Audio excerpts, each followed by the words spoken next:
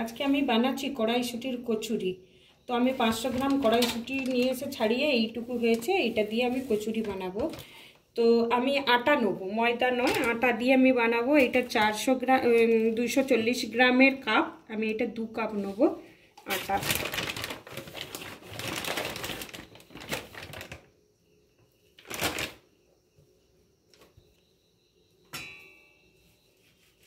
এটা আমি পেস্ট তৈরি করব। এখানে আমি 3টে কাঁচা লঙ্কা নিয়েছি মাঝারি সাইজে, আদা নিয়েছি কয়েক টুকরা, আর কড়াইশুঁটিটাকে আমি পেস্ট বানাবো আগে। নুন,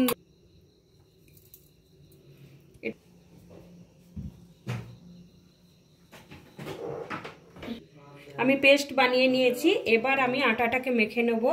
পরিমাণ মতো নুন দেবো আটাতে, চিনি দিলাম হাফ চামচ, তেল দেবো 3 চামচ,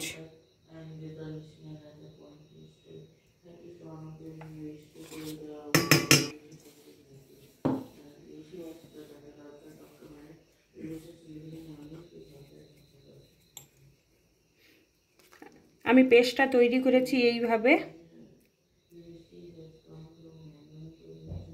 আটার সঙ্গে আমি মেখে নেব পেস্টটা।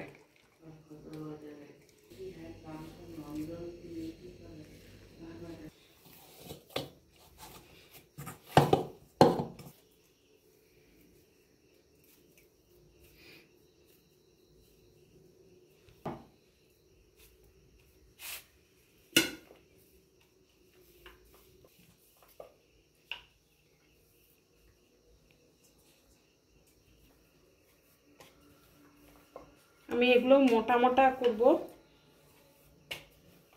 আমি আগে থেকে কড়াই বসিয়ে তেল দিয়েছিলাম, গরমও হয়ে গেছে। এবার আমি কচুরিটা ছেড়ে দেবো।